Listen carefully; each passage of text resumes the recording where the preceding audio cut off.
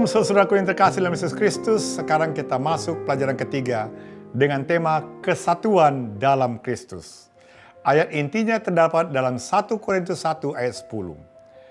Tetapi aku menasihatkan kamu, saudara-saudara, demi nama Tuhan kita Yesus Kristus, supaya kamu seia sekata dan jangan ada perpecahan di antara kamu. Tetapi sebaliknya, supaya kamu erat bersatu dan sehati sepikir. Saudaraku, pelajaran sekolah sahabat minggu ini berbicara tentang sesuatu yang sangat dalam, kesatuan dalam Kristus. Dari ayat yang kita baca tadi menegaskan bahwa umat Tuhan dipanggil untuk hidup dalam kesatuan tanpa perpecahan. Karena itu kesatuan bukan sekedar topik pelajaran, melainkan sebagai tanda umat Allah yang sejati. Sebab menurut Yohanes 17:21, dunia hanya dapat melihat dan percaya kepada Kristus melalui persatuan umatnya. Saudaraku, kesatuan gereja adalah isu keselamatan di akhir zaman. Karena melalui kasih dan persatuan umatnya, dunia dapat melihat Kristus, sementara umat sisa pada akhir zaman dipersatukan oleh iman kepada Yesus dan ketaatan kepada perintahnya dan ikatan kasih yang sempurna. Makanya Roh Nubuat berkata, keutuhan dan kesatuan umat Allah yang sisa yang percaya kepada kebenaran akan membawa keyakinan kuat kepada dunia bahwa mereka memiliki kebenaran. Kesatuan bukan dihasilkan oleh organisasi atau oleh usaha manusia, melainkan oleh kehidupan yang tinggal di dalam Kristus dan disalibkan bersamanya, sehingga ia sendiri yang menjadi sumber damai dan pemersatu akan umatnya. Namun inilah masalah Laodikia. Gereja dapat memiliki organisasi yang teratur, memiliki banyak program pengetahuan Alkitab dan karunia rohani, namun tetap berada dalam keadaan miskin secara rohani, karena mereka merasa diri sudah cukup, sementara Kristus tidak benar-benar menjadi pusat kehidupan mereka. Jemaat Korintus, saudaraku, memiliki karunia rohani dan pengetahuan yang melimpah, namun tetap hidup dalam perselisihan dan perpecahan. Ini menunjukkan bahwa aktivitas rohani yang banyak tidak menjamin kedewasaan rohani jika hati masih dikuasai oleh sifat duniawi. Masalah terbesar gereja bukan terutama perbedaan doktrin, tetapi hati yang belum disalibkan. Sebab Alkitab menunjukkan bahwa kesatuan hanya lahir ketika manusia lama mati bersama Kristus dan kehidupan yang baru dipimpin oleh roh penyangkalan diri setiap hari. Saudaraku yang kekasih, tanpa salib tidak ada kesatuan. Sebab hanya melalui kerendahan hati, kasih, dan penyangkalan diri seperti diajarkan dalam kitab Efesus 4 ayat 2 dan 3, Kolose 3 ayat 12 sampai 14, dan Yakobus 3 ayat 16-18, umat Tuhan dapat dipersatukan dalam damai sejahtera yang berasal dari Kristus. Oleh sebab itu, kebangunan rohani itu tidak dimulai dari mimbar, tapi dari hati yang bertobat, seperti dinyatakan dalam Mazmur 51 ayat 12, Kisah 3 ayat 19, dan Ratapan 3 ayat 40. Bahwa pembaharuan rohani terjadi ketika seseorang memeriksa dirinya, bertobat, dan memohon hati yang baru dari Tuhan. Baiklah saudara, kita mulai topik yang pertama hari Minggu dengan tema masalah klik di dalam gereja. Perpecahan di jemaat Korintus muncul ketika anggota jemaat membentuk kelompok-kelompok yang berpusat pada pemimpin manusia, sebagaimana terlihat dalam 1 Korintus 1 ayat 12. Sehingga kesetiaan kepada tokoh menggantikan kesetiaan kepada Kristus dan akhirnya merusak kesatuan gereja. Paulus menyebut keadaan jemaat Korintus sebagai perpecahan rohani karena adanya iri hati dan perselisihan yang menunjukkan mereka masih hidup menurut cara manusia duniawi dan belum dewasa dalam Kristus. Saudaraku, klik rohani ini muncul ketika kesetiaan kepada manusia atau kelompok yang menggantikan kesetiaan kepada Kristus. Sehingga orang lebih mengandalkan tokoh manusia dan mencari pengakuan dari sesama manusia daripada hidup bergantung kepada Tuhan sebagai pusat kesatuan yang sejati. Kita jangan lupa perselisihan adalah dosa serius di hadapan Allah. Karena Alkitab menempatkannya sejajar dengan dosa-dosa besar dan menunjukkan bahwa iri hati serta pertengkaran berasal dari hati yang belum dipenuhi oleh Roh Kudus. Maka perpecahan di jemaat Korintus merusak hubungan pribadi sampai orang percaya membawa perselisihan mereka ke pengadilan duniawi. Ini menunjukkan bahwa kasih persaudaraan telah digantikan oleh pertengkaran dan roh duniawi. Perpecahan di jemaat Korintus juga merusak ibadah, sehingga perjamuan Tuhan yang seharusnya menjadi lambang kesatuan berubah menjadi kesempatan perbedaan dan mementingkan diri sendiri, sehingga ibadah kehilangan makna rohaninya. Perpecahan di jemaat Korintus juga merusak kepemimpinan gereja, karena para pemimpin dijadikan pusat kesetiaan rohani, sehingga pelayanan berubah menjadi persaingan manusia dan bukan lagi pekerjaan Allah. Perpecahan biasanya tidak dimulai dari masalah besar, tapi dari hal-hal kecil seperti perkataan yang tidak dijaga, keluhan yang terus-menerus diulang, dan komentar yang tidak membangun, yang perlahan dan pasti menyalakan api pertengkaran dan merusak kesatuan jemaat. Penghasut merusak kesatuan gereja karena perkataan dan pengaruhnya, sehingga menimbulkan perpecahan. Dan Alkitab menasihatkan agar orang yang menimbulkan pertentangan dijauhi demi menjaga kemurnian dan persatuan jemaat. Saudaraku, sebagai aplikasi pelajaran hari Minggu, masalah klik di dalam gereja. Sesungguhnya klik rohani itu menunjukkan bahwa gereja belum mengalami kebangunan rohani yang sejati. Karena faktor iri hati, perselisihan, dan sikap berkelompok menandakan kehidupan yang masih duniawi dan keadaan Laodikia yang merasa rohani tetapi sebenarnya miskin secara rohani. Mari saudaraku kita bertanya dengan jujur. Apakah saya lebih percaya pada pendapat kelompok atau tokoh tertentu daripada firman Tuhan? Padahal Yesus mengingatkan bahwa ajaran manusia sering menggantikan kebenaran Allah dan membuat iman kehilangan dasar yang sejati. Mari kita bertanya saudaraku dengan jujur. Apakah saya lebih membela tokoh atau pemimpin tertentu daripada kebenaran firman Tuhan? Padahal Alkitab juga menegaskan, tidak seorang pun boleh memegahkan diri atas manusia karena segala sesuatu adalah milik Kristus. Pertanyaan berikutnya, apakah saya lebih mudah melihat kesalahan orang lain daripada memeriksa diri sendiri?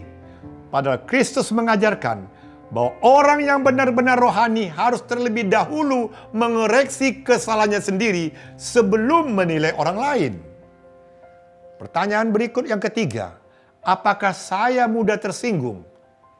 Padahal Alkitab menunjukkan bahwa hati yang dikuasai roh tidak cepat marah, tidak cepat tersinggung, karena kemarahan yang dipelihara adalah tanda sifat manusia lama yang belum sepenuhnya diubahkan oleh Roh Kudus. Saudaraku yang kekasih, jika jawabannya iya, maka masalah Korintus sebenarnya ada di dalam hati kita sendiri, ada di dalam jemaat kita hari ini.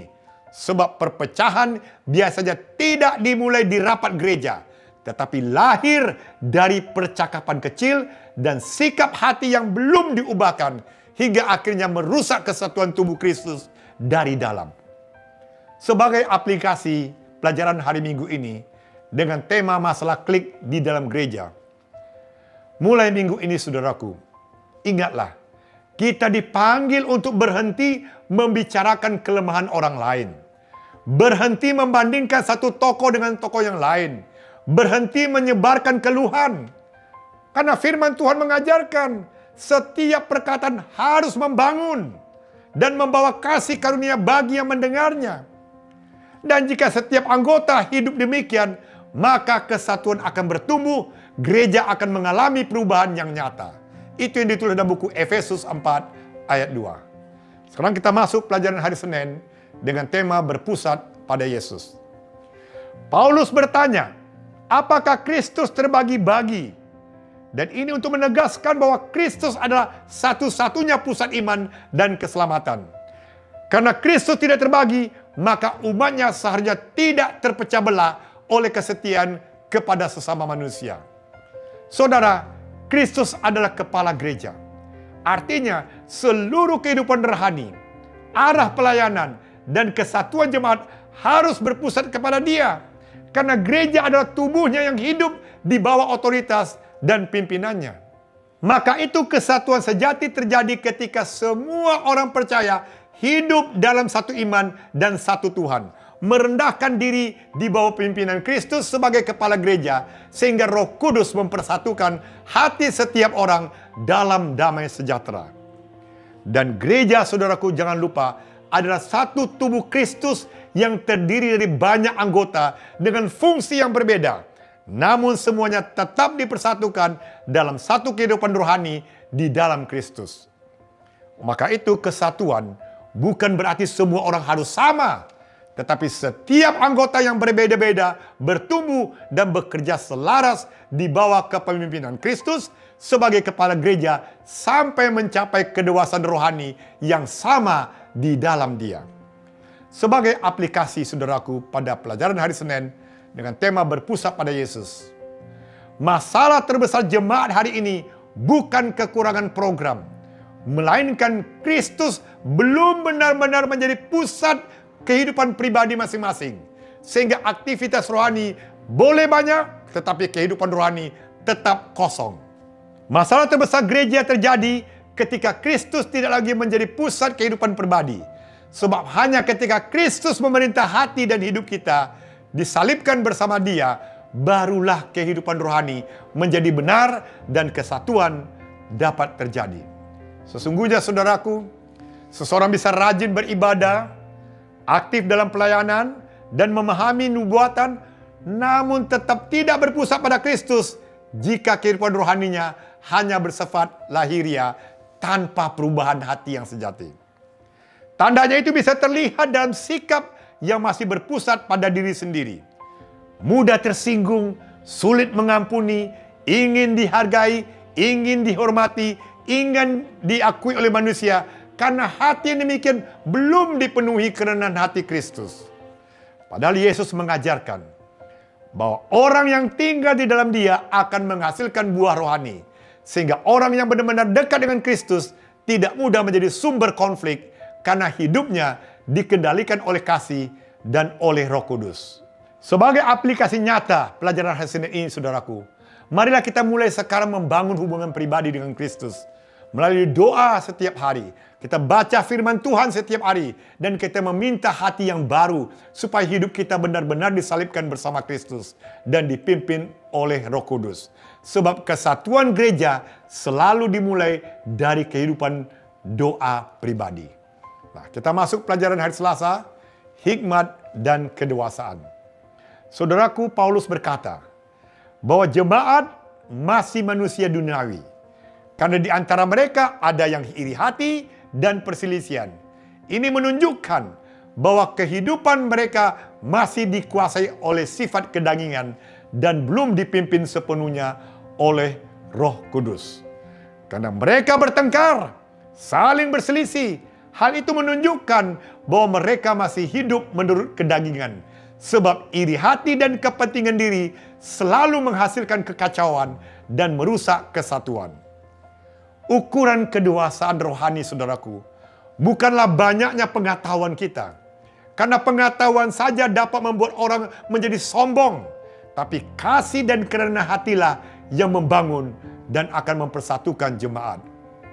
Ukuran kedewasaan rohani juga bukan jabatan atau kedudukan.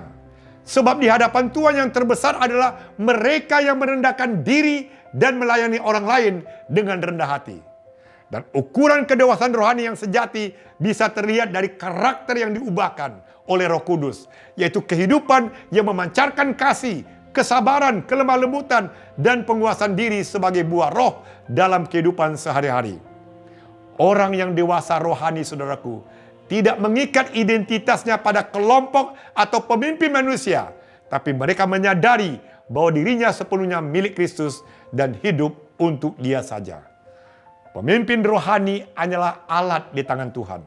Karena manusia hanya menanam dan menyiram, tapi Allah sendiri yang memberi pertumbuhan rohani dalam kehidupan jemaat.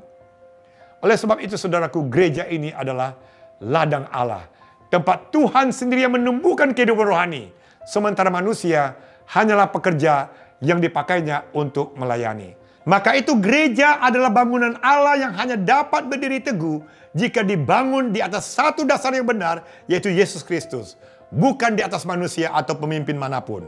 Dan gereja adalah bait Allah yang kudus, tempat rohnya berdiam, sehingga merusak kesatuan jemaat berarti merusak bait Allah sendiri dan merupakan perkara yang sangat serius di hadapan sorga pada hari ini.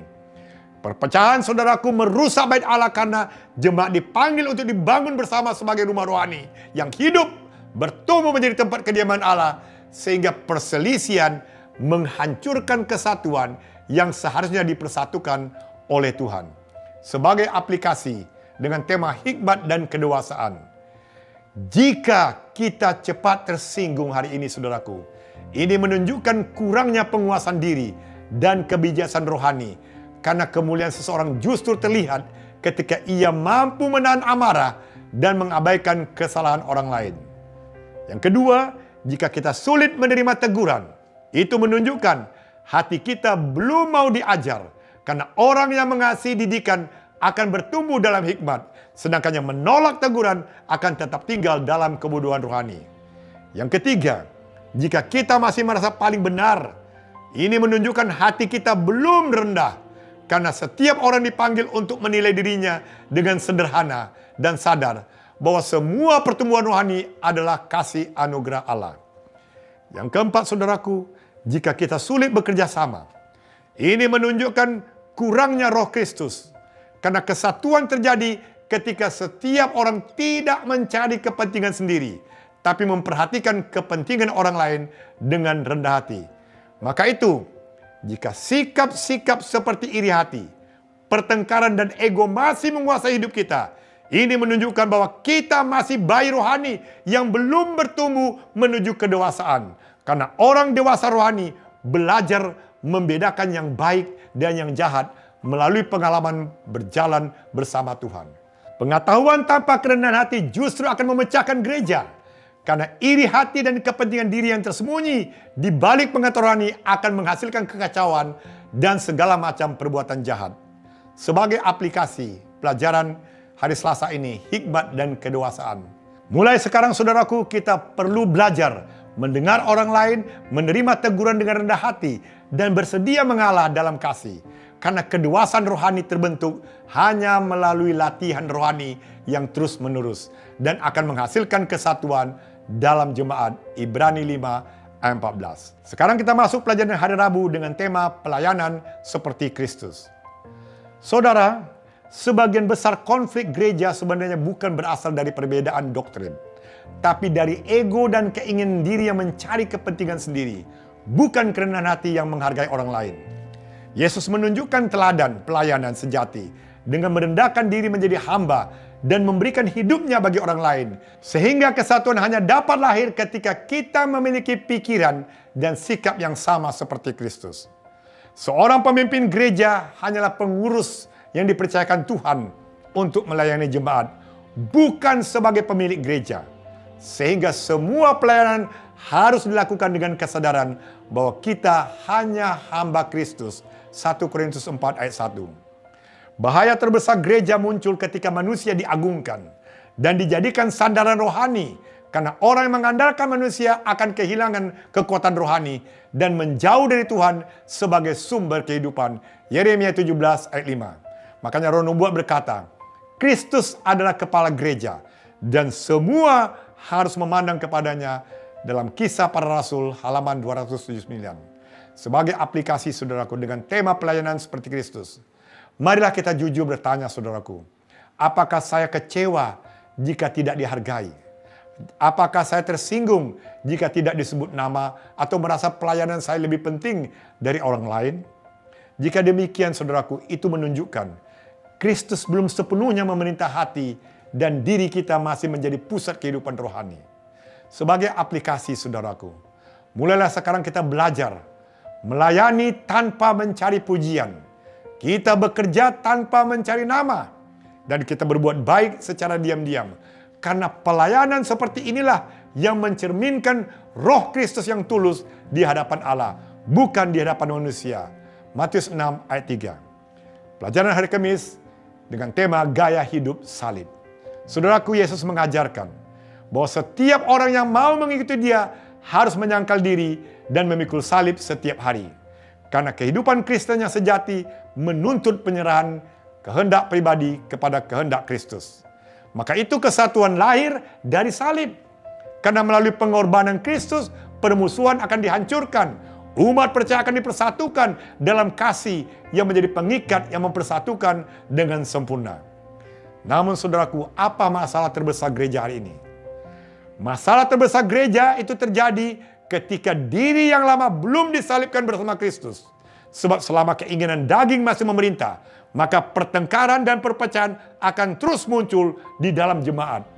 Ada banyak konflik dapat diselesaikan ketika seseorang bersedia merendahkan diri dan berkata, saya bersedia mengalah. Karena kesatuan terpelihara ketika kita berusaha hidup dalam damai dan mendahulukan kepentingan orang lain daripada diri sendiri. Namun saudaraku, Laodikia sering sulit mengalah karena kesombongan dan keinginan mempertahankan pendapat sendiri yang akhirnya menimbulkan pertengkaran dan menghalangi kesatuan yang seharusnya ada di antara umat Allah.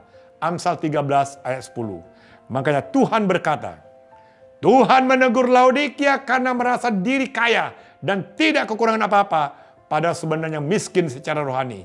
Ini menunjukkan bahwa rasa cukup diri dapat menutup mata terhadap kebutuhan akan pertobatan dan perubahan hati. Hanya salib yang bisa menghancurkan kesombongan, karena Allah menentang orang yang meninggikan diri, tapi memberikan kasih karunia kepada mereka yang merendahkan hati di hadapannya. Anda bisa baca Yakobus 4 ayat 6. Dan saliblah yang menghancurkan ambisi diri. Karena kehidupan yang berpusat pada Kristus tidak lagi mencari kepentingan pribadi atau pujian manusia, tapi belajar merendahkan diri dan menghargai orang lain lebih daripada diri sendiri. Hanya salib yang dapat menghancurkan harga diri yang berlebihan. Karena orang yang hidup dalam Kristus akan belajar menilai dirinya dengan sederhana, rendah hati sesuai dengan ukuran iman yang diberikan Allah.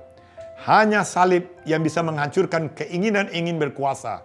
Karena dalam kerajaan Kristus yang terbesar bukanlah yang memerintah orang lain, tapi yang merendahkan diri dan melayani seperti Kristus yang datang untuk melayani dan memberikan hidupnya. Oleh sebab itu Rono Buick mengatakan, salib Kristus menuntut penyangkalan diri. Mereka yang memikul salib akan berjalan dalam kerendahan hati dan persatuan. Kisah Para Rasul halaman 276. Sebagai aplikasi untuk pelajaran hari Kamis dengan tema gaya hidup salib. Sesungguhnya saudaraku, gaya hidup salib ini menuntut keputusan nyata. Karena kesatuan tidak terjadi hanya melalui teori, tapi melalui tindakan kasih yang nyata. Karena itu kita perlu bertanya dengan jujur, siapa yang perlu kita ampuni? Siapa yang perlu kita hubungi untuk memulihkan hubungan yang rusak? Sebab orang yang hidup dalam roh salib akan berusaha hidup dalam damai dengan semua orang. Konflik apa yang harus kita akhiri hari ini? Kesatuan saudaraku selalu dimulai dari keputusan pribadi untuk berdamai dan merendahkan hati. Karena setiap orang dipanggil untuk memeriksa dirinya sendiri dan mencari pemulihan hubungan dengan sesama. Sebagai aplikasi pada hari Kamis untuk tema gaya hidup dan salib. Oleh sebab itu saudaraku, minggu ini ambillah langkah nyata dengan menghubungi orang yang pernah berselisih dengan kita dan berusaha memulihkan hubungan. Karena kesatuan lahir ketika kita dengan rendah hati berusaha hidup dalam damai dan saling mengampuni seperti Kristus telah mengampuni kita. Dan minggu ini juga kita ambil langkah nyata dengan berani meminta maaf dan berusaha memperbaiki hubungan yang rusak. Sebab kesatuan dipelihara ketika kita dengan sungguh-sungguh berusaha hidup dalam damai dengan semua orang. Dan kesatuan membutuhkan keberanian. Karena merendahkan diri, mengakui kesalahan, dan mengambil langkah pertama untuk berdamai seringkali lebih sulit daripada mempertahankan pendapat sendiri. Namun inilah jalan kasih yang diajarkan oleh Kristus. Sebagai penutup saudara-saudaraku, kesatuan bukanlah terutama masalah orang lain, tapi dimulai dari tanggung jawab pribadi untuk memeriksa hati sendiri dan hidup selaras dengan kehendak Tuhan. Kesatuan adalah masalah hati Anda dan saya. Karena Tuhan memanggil setiap orang untuk memperbarui hati, memeriksa kehidupan sendiri dan kembali kepadanya dengan pertobatan yang sungguh-sungguh. Kebangunan gereja tidak dimulai dari mimbar, tapi dari perubahan hati setiap anggota yang sungguh-sungguh kembali kepada Tuhan dan mengalami pembaruan rohani secara pribadi. Tetapi saudaraku, kebangunan rohani itu dimulai dari hati yang bertobat. Ketika seorang sungguh-sungguh kembali kepada Tuhan dan menerima hati yang baru yang diubahkan oleh kuasanya. Yesus mengajarkan bahwa tanda sejati seorang murid adalah kasih yang nyata kepada sesama. Karena melalui kasih itulah dunia dapat melihat bahwa kita benar-benar pengikut Yesus. Jika kita tidak bersatu, maka dunia tidak dapat melihat Kristus dengan jelas. Karena kesatuan umat percaya adalah kesaksian hidup yang menunjukkan bahwa Kristus benar-benar bekerja di dalam hati mereka. Kesatuan sejati, saudaraku, terjadi ketika Kristus menjadi pusat kehidupan dan gereja. Sebab hanya Dia sebagai kepala jemaat yang mempersatukan semua anggota dalam satu tubuh rohani. Kesatuan sejati terjadi ketika diri disalibkan bersama Kristus. Sehingga bukan lagi keinginan pribadi yang memerintah, tapi Kristus yang hidup dan memimpin kehidupan rohani kita. Kesatuan sejati terjadi ketika hati direndahkan di hadapan Tuhan. Sebab Allah memberikan kasih karunia kepada orang yang rendah hati dan menolak orang yang meninggikan diri. Inilah kesatuan yang mempersiapkan umat Tuhan menghadapi akhir zaman, yaitu umat yang setia kepada perintah Allah, dipenuhi kemuliaan Tuhan, bersatu menyelesaikan pemberitaan Injil ke seluruh dunia. Makanya Roh Nubuat menutup dengan kata-kata yang sangat dalam, bahwa Allah sedang menuntun suatu umat untuk berdiri dalam kesatuan yang sempurna di atas landasan kebenaran abadi. Doa Kristus sebelum penyalipannya adalah agar murid-muridnya menjadi satu. Anda bisa baca dalam buku Testimony for the Church, jilid 4 halaman 17. Kiranya Tuhan mempersatukan hati kita di dalam Kristus.